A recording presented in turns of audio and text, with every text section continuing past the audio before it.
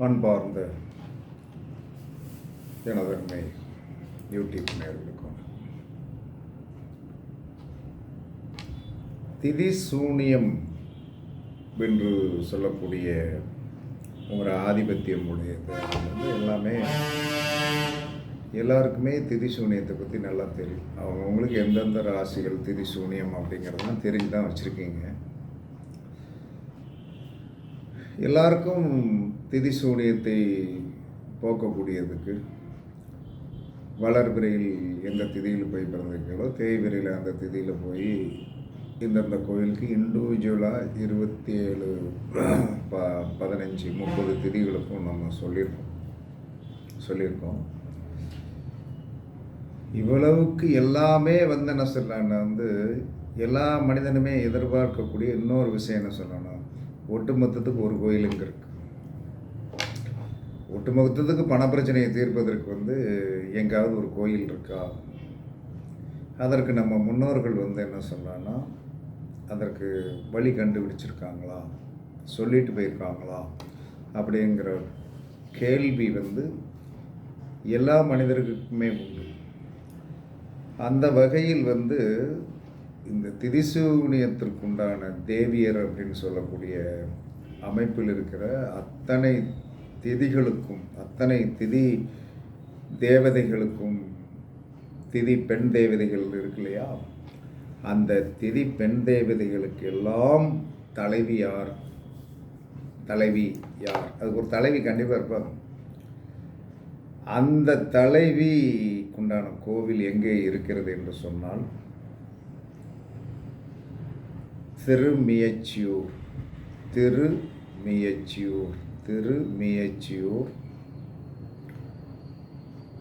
லலிதாம்பிகை மேகநாதர்.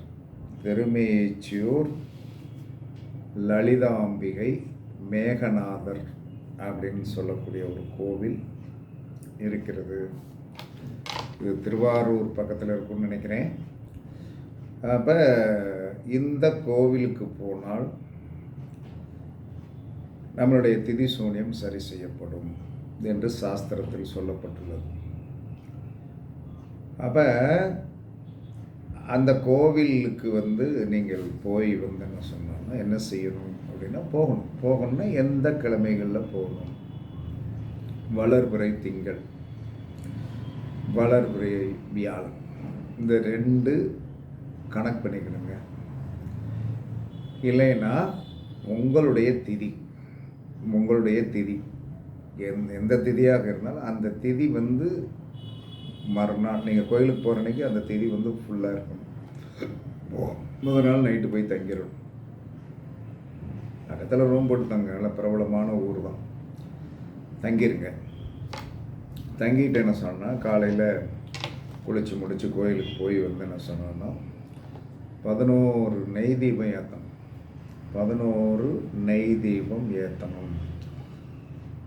11 நெய் தீபம் ஏற்றிட்டு கோவிலுக்கு உள்ளே போகும்போது 11 நெய் தீபம் ஏற்ற வேண்டிய சாஸ்திர விதி. கோயிலுக்குள்ளே போகும்போது தேங்காய், பழம், வெற்றிலை, பாக்கு, எலுமிச்சம்பழம், பூமாலை எல்லாம் வாங்கிட்டு போய் லலிதாம்பிகை மேகநாதர் லலிதாம்பிகை அம்மன் சந்நிதி தான் அங்கே முக்கியம். அந்த அம்மன் சந்நிதியில் போய் நீங்கள் என்ன சொன்னாலும் அவங்க பேருக்கு அழகாக நீட்டாக அர்ச்சனை பண்ணி தேங்காய் பழம் உடைச்சி வாங்கிட்டு 11 நெய் தீபங்கள் அதில் முக்கியமானது ஏற்றி எல்லா பிரகாரங்களையும் சுற்றி சாமி கும்பிட்டுட்டு உங்களுடைய கோரிக்கைகளை நீங்கள் கண்டிப்பாக வைத்து சொல்லிவிட்டு வந்தீர்கள் என்று சொன்னால் இதை நீங்கள் மாதம் ஒரு தடவை கூட போகலாம், 3 மாதத்துக்கு ஒரு தடவை போகலாம். லலிதாம்பிகை என்பவள் ஸ்ரீசக்கரத்தின் தேவதை. ஸ்ரீசக்கரத்தோடைய 51 கோணங்களுக்கு ஹெட்டானவள் தான் லலிதாம்பிகை. இந்த தெய்வத்திற்கு வந்து இந்த நம்மளுடைய கர்ம வினைகளை சரி செய்யக்கூடிய ஒரு அற்புதமான சக்தி கண்டிப்பாக உண்டு. ஏன்னா அந்த பேரை கேட்டாலே உங்களுக்கு லலிதா லலிதா அப்படின்னா என்ன சொல்லலாம்னா வந்து சுக்கிரனுடைய பேர். சுக்கிரனுடைய பரணி நட்சத்திரத்துக்கு வந்து சுக்கிரனுடைய அந்த லாலி லோல் ஆரம்பிக்குது இல்லையா? அப்போ பொருளாதாரம் சார்ந்த விஷயத்தில் நமக்கு ஏற்பட்டிருக்கிற இடர்பாடுகளை தீர்க்கக்கூடிய சக்தி இந்த அம்மனுக்கு கண்டிப்பாக உண்டு. ரெண்டாவது, இந்த கோயிலில் என்ன விசேஷம்னா ஆயுள் தோஷத்தை போக்கக்கூடிய ஒரு அமைப்பு இந்த கோயிலுக்கு உண்டு. என்ன காரணம்? இந்த கோவிலில் வந்து மதியம் பிரண்டையில் செய்யப்பட்ட பிரண்டை என்பது யமனுடைய விருட்சம், யமனுக்குண்டான விருட்சம் வந்து பிரண்டை. அப்போ இந்த யமனுக்குண்டான விருட்சம் பிரண்டை என்பதால் அந்த பிரண்டை தொகையில் அங்கே வந்து என்ன சொன்னோன்னா தானமாக இறைவனுக்கு படைக்கப்பட்டு அங்கு விநியோகிக்கப்படுகிறது. அதை முதலே போய் கேட்டு பிரண்டை சாதம் எத்தனை மணிக்கு விநியோகிப்பாங்க, அதுக்கு டோக்கன் வாங்கணுமா, அதுக்கு காசு கொடுப்பாங்களா, என்ன செய்வாங்க, எல்லா டீட்டெயிலையும் முத நாள் போய் தங்கி இருந்தால் தான் எல்லாத்தையும் நீங்கள் கேட்க முடியும். வாழ்க்கையில் டேர்னிங் பாயிண்ட் வேணும். எங்கேயோ ஒரு இடத்துல வந்து என்ன சொன்னால் நம்மளுடைய கர்மாவை தீர்க்கக்கூடிய ஒரு சக்தி இருக்கிறது என்று சொன்னால் திதி விதியை மாற்றும் அப்படிங்கிற அந்த நம்பிக்கை உங்களுக்கு இருந்தது என்று சொன்னால் இந்த திருமெச்சியூர் லலிதாம்பிகை மேகநாத சுவாமி கோவிலுக்கு மாதம் ஒரு தடவை போகலாம், 3 மாதத்துக்கு ஒரு தடவை போகலாம். போனால் உங்களுடைய வாழ்க்கையில் வந்து உங்களுடைய திதி சூனிய தோஷங்கள் வந்து 100% வந்து என்ன சொன்னாலும் அடிபட்டு போகும். திதி சூனிய தோஷங்கள் அடிபட்டு கண்டிப்பாக போகும். அப்போ ஏன்னா பாதகம் என்பது என்ன சொன்னால் 12 கட்டத்தில் 2 கட்டம் வந்து என்ன சொன்னால் பிளாக் ஆகும்போது 12 கட்டத்தில் 2 கட்டம் பிளாக் ஆகும்போது அந்த 2 கட்டத்தை நான் வச்சு வந்து என்ன சொன்னேன்னா 10 கட்டமும் என்ன சொன்னா வந்து பாடாப்படுது. உண்மைதான், திதி சூனியம் என்பது பாடாய்ப்படுகிறது. இதில் இன்னொரு விஷயம் என்ன சொன்னா பிறக்கும்போது என்ன சொன்னா நீங்கள் கருவில் உண்டான அந்த திதிக்குண்டான தோஷங்கள் இதில் அடிபட்டு போயிடும். இதெல்லாம் உண்மையா அப்படின்னு நீங்கள் நினச்சிங்கன்னா 100% உண்மை. என்னுடைய பிறப்பின் கருவில் உருவான திதி, அந்த திதிக்குண்டான தோஷத்தை நான் பிறந்த காலத்திலிருந்து இன்று வரை அனுபவித்து வருகிறேன். நான் யோசனை பண்ணுவேன், நமக்கு திதி சூனியம் வந்து இதுதானே, அதுக்குண்டானதெல்லாம் வந்து அடிச்சுட்டு போயிடுச்சே, நம்ம நல்லா தானே இருக்கோம், ஏண்டா வந்து நமக்குன்னு ஒரு சோதனை இருக்கத்தானே செய்யுது அப்படின்னு சொல்லி சிந்தனை பண்ணி பார்க்கும்போது நீங்கள் பிறந்த திதிக்கு முன்னாடி 9 திதி தள்ளி போங்க. இல்லை ஷார்ட்டாக கண்டுபிடிச்சோம்னா நீங்கள் பிறந்த திதியிலேருந்து 7வது திதி, நீங்கள் பிறந்த திதியிலேருந்து 7வது திதி எடுங்க. அந்த அதுக்குண்டான திதிசூனிய வீடுகளை நீங்கள் பாருங்கள். அதில் தான் உங்களுக்கு அட்டர் பிளாக்கில் என்ன சொன்னால் அழிக்க முடியாத கருப்பு மைய ஊற்றிருக்கும். அழிக்கவே முடியாது. அதுக்கு மேலே அழிச்சிங்கன்னா அதில் ஓட்டை விழுந்து என்ன சொன்னால் அந்த கட்டம் வந்து ஒன்றும் இல்லாமல் போயிடும் அப்படிங்கிற மாதிரி இருக்கும். அப்போ இந்த இதில் சாதாரணமாக நம்ம பிறப்பின் திதி வந்து அதில் ஏதாவது ஒரு சின்ன திசைகள் வந்து புத்திகள் வந்தால் கூட வந்து ஒன்றும் பிரச்சனை பண்ணாது. ஆனால் நீங்கள் பிறந்த திதியிலிருந்து உங்கள் திதியும் சேர்த்து வந்து என்ன சொன்ன 7வது திதி என்னங்க, அந்த கட்டத்தில் அந்த திதிக்குண்டான இதுதான் உங்களுடைய உண்மையான கர்மா. அந்த உண்மையான கர்மா அப்படிங்கிறத வந்து என்ன சொல்லலாம்னா அது காலபுருஷனுக்கு எத்தனாவது இடமோ அந்த இடம் அடி வாங்கியிருக்கும் பாருங்க, அதை சரி பண்ணவே முடியாது அப்படிங்கிறது. நான் இதெல்லாம் உணர்ந்து தான் வந்து ஒரு வீடியோ உணர்கிறேன், உணர்ந்து தான் ஒரு வீடியோ கொடுக்கணும். அந்த உணர்தல் வந்து அதாவது என்ன சொன்னான்னா எந்த ஒரு குரு ஆதிபத்தியம் உடையவர்களும் தான் அதை அனுபவித்து அதனால் இருக்கின்ற இன்னல்களையும் இன்பங்களையும் ரசித்த பிறகுதான் ஒரு வீடியோ கொடுக்கும். ஏன்னா இதுக்கு என்னால் யார் நீங்கள் கொண்டாந்தாலும் விளக்க சொல்ல முடியும். அந்த விளக்கம் அங்கே இருக்கும், அதில் வந்து உங்களுக்கு பாதிப்புகள் இருக்கும்.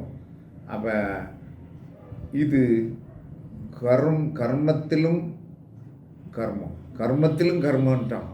அந்த மாதிரி ஒரு கர்ம வினையை தீர்ப்பதற்கு இந்த தாய் லலிதாம்பிகை உங்களுக்கு பிள்ளைகளை வரவேற்கிறாள். போங்க. கண்டிப்பாக என்ன சொல்லலான்னா, வளர்வரை திங்கள், வளர்வரை வியாழன் கிழமைகளை பார்த்து போங்க, அல்லது உங்களுடைய பிறந்த திதிகளிலே போங்க. போய் வந்தீர்கள் என்று சொன்னால் 3 மாதத்துக்கு ஒருக்க போங்க. வருஷத்தில் 4 தடவை போக முடியும். தாராளம் போயிட்டு வா. ஒரு நாள் நம்ம என்ன சொன்னான்னா நீங்கள் இழப்பீடு பண்ணுவதை விட இழப்பீடு பண்ணி பாருங்கள். அந்த பாதங்கள் நம்மளுடைய பாதங்கள் அந்த இடத்துல பட்டு நம்முடைய கர்ம வினைகள் அந்த பூமியில் இருக்கின்ற ஒரு ஈர்ப்பு சக்தி நம்மளுடைய பாதங்கள் படும்போது நமது வெளியே போயிடும்.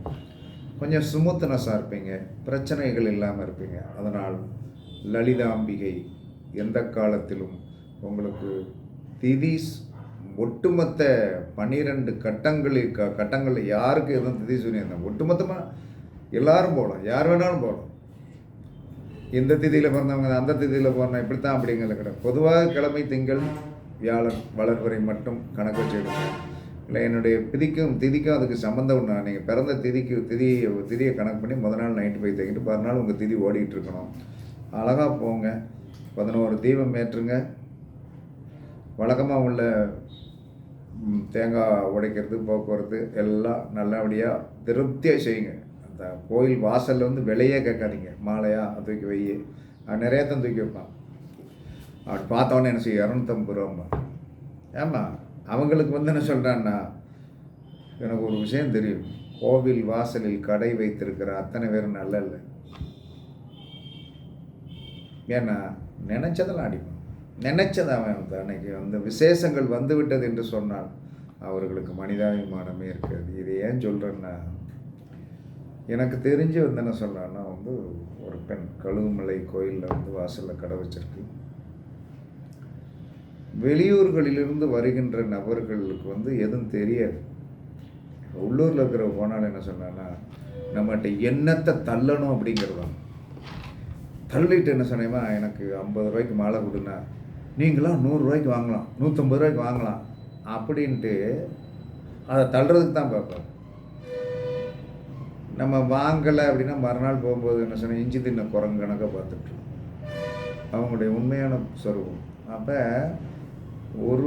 ஒரு சூழ்நிலையில் அந்த இடத்துக்கு போக வேண்டியது என்ன சொன்னால் எனக்குமா என்னுடைய தகுதி 100 ரூபாக்குள்ளே தான் அப்படிங்க, இல்லை 150 ரூபாய்க்கு தான் இருக்குது அப்படிங்கிறது. இது ஒரு மோட்டிவேஷன் ஆஃப் வீகம். சரி எழுத போ அப்படின்னு சொல்லிட்டு நான் அதுக்கு ஏத்தாப்பில் போகும்போது வேறு அதே ஊருக்காரன், சார் உங்களுக்கு என்ன வேணும், இந்த இருக்குது சார் இப்படின்ட்டு போயிடும். அப்போ அந்த கர்ம வினை என்ன செஞ்சிச்சு அப்படின்னா, 40 வயது குழந்தை கணவனை டக்குன்னு தூக்கிடுச்சு.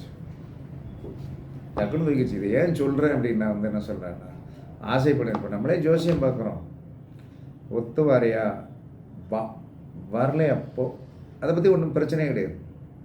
படைத்தவன் ஒருவன் இருக்கான், அவன்தான் பட்டினி போட்டாலும் அவன் தான், இன்பத்தை கொடுத்தாலும் அவன் தான், துன்பத்தை கொடுத்தாலும் அவன் தான், கொன்னாலும் அவன் தான், விளைக்க வச்சாலும் அவன் தான். இப்படி நம்பிக்கை இருக்கிற நம்ம மனநிலை வந்துருச்சு. அப்போ தன்னிடம் ஒரு பொருள் விற்க வேண்டும் என்ற நோக்கத்தில் செயல்படக்கூடாது. என்கிட்ட நிறைய பொருள்கள் இருக்குது, என்னால் உருவாக்கி கொடுக்க முடியும், நிறைய லக்ஸுரிஸை உருவாக்கி கொடுக்க முடியும். ஆனால் அவனுடைய மனது பண்பட்ட மனதாக இருக்கும். 2வது பொறுமை வேணும். இப்போ என் ஜாதகத்தில் ஒரு 20 அப்பாயின்மெண்ட் இருக்குது. நான் தூக்கி சொல்ல ஆரம்பிக்கணும். அதை அவன் பொறுமையாக கேட்டால் அவனுக்கு ஒரு தீர்வு உண்டு. என்ன இது பெருமையாக சொல்கிறேன், நிறைய பேர் என்ன சொல்கிறேன்னா, உன்னுடைய கர்மா அது உன்னை சார்ந்தது. உனக்கு வழிகாட்டி கூட்டிகிட்டு போகிறவன் என்ன சொல்கிறான்னா, நீ கோவப்பட்டாய் என்று சொன்னால் உனக்கு விவரம் இல்லைன்னு அர்த்தம். உனக்கு வழிகாட்டுறவங்க என்ன செய்வாங்க, வழிகாட்டுவாங்க, நீ அதை பிக்கப் பண்ணணும். வழிகாட்டுறதை பிக்கப் பண்ணாமல் எல்லாம் நம்ம தான் பொறுப்பு அப்படிமா. நம்ம எப்படி பொறுப்பாக முடியும்? நம்ம பொறுப்பாக முடியும், நம்ம வழிகாட்டி தான். குரு என்பவர் வழிகாட்டி. இப்போ ஒரு கோயிலுக்கு சொல்லணும், லலிதாம்பிகை கோயிலுக்கு போயிட்டு வாங்க அப்படின்னு சொல்லிட்டு போயிட்டு வெற்றி பெற்றவர்கள் அனைவரும் என்ன சொல்கிறானா, என்ன சொல்கிறானா, ஐயா நான் வெற்றி பெற்று விட்டேன், உங்களுக்கு என்ன சன்மானம் வேண்டும்னு கேட்க போகிறான்னா, அதெல்லாம் நடக்காது. அதே சமயத்தில் ஒயிட் வந்து ஒரு தோல்வி கூட இருந்திருக்கலாம். அதுக்கு நாம் பொறுப்பாக முடியாது. கர்மா என்பது உங்களை சேர்ந்தது தான். அப்போ இந்த மாதிரியெல்லாம் கோவில் வாசல், நான் நிறையா கோயில்களுக்கு போயிருக்கேன். ஆனால் நீங்கள் போங்க, ஒன்றுக்கு டபுளுக்கு ட்ரிபிள் தான் சொல்லுவோம். திருப்பதிக்கெல்லாம் நான் போனேன்னு என்ன சொன்னேன், 100 ரூபான்னு ஒரு பொருள் சொன்னேன்னா 50 ரூபாயில் முதல்ல ஆரம்பிப்பேன். வழிக்கு வந்துடுவோம். கடைசியில் சொன்னேன், சார் இது 70 ரூபா உண்மையான ரேட்டு, எனக்கு 10 ரூபா லாபம் வேணும்னா அப்போ முதலே சொல்லிட வேண்டியது. இல்லை சார் அப்படி சொல்ல மாட்டேன் சார், நாங்கள் வந்து வழியில் சார் அப்படிப்போம். அப்போ திருப்பதிக்கு போனீங்களா ஏமாந்துடாதீங்க, பிள்ளைகளாம் ஏமாந்துடும். அவன் சொன்னதை கொடுத்துரும். 500 சொன்னான்னு 250 ரூபாயிலேருந்து ஆரம்பிக்கணும். 200 ஆரம்பித்து 250 300 ஆரம்பித்து அவன் கரெக்டாக கட்டுற ரேட்டுக்கு வந்துடுவான். பொருள் போனால் போதும். அதே மாதிரி கோவில் வாசலில் விற்கின்ற அத்தனை பேருமே பேராசைக்காரர்கள். பேராசைக்காரங்க அவங்க வந்து என்ன சொன்னாங்க, நிறையா வாழ்க்கையில் வந்து என்ன சொன்னாங்கன்னா பிணி பீடை கஷ்டம் இளம் வயது மரணங்கள் ரொம்பப்பட்டவனாக தான் இருப்பான். ஒரு கழுகுமலையில் ஒரு கோயிலில் ஒரு அம்மா வந்து என்ன சொன்னாங்கன்னா வந்து வச்சுருக்கு, மூத்த பையன் மெண்டல், தெருவழியாக அலைகிறான், சரி பண்ண முடியும். இந்த உலகத்தில் எதையுமே சரி பண்ண முடியாதுலாம் கிடையாது, இருக்குது. ஆனால் ஏற்றுக்கொள்ளக்கூடிய மனப்பக்குவம் இல்லை. ஏற்றுக்கொள்ளக்கூடிய அதாவது படகுல இக்கரையிலேருந்து அக்கறைக்கு கடக்கணும்னு நினைக்கிறீங்க, ஆனால் படகை ஓட்டிகிட்டு போகிறவனுக்கு துட்டு கொடுக்கக்கூடாதுங்க. இந்த பிரச்சனை இதுதான். அதனால் லலிதாம்பிகையை மனதில் வைத்து கொள்ளுங்கள். திதி தேவியர் கட்டுப்படக்கூடிய ஒரே தெய்வம் அந்த அம்மா. பயன்படுத்தி பாருங்கள், வெற்றி பெறுங்கள் என்று கூறி உங்களிடமிருந்து விடைபெறுவது சிப்பிப்பாறை ஜோதிடர் சாதிரி ராகவன் ஜெயபாலாஜி. சுகமே சொல்க, சுகமே சொல்க. வாழ்க வளமுடன், வாழ்க வளமுடன். வணக்கம், வணக்கம், வணக்கம்.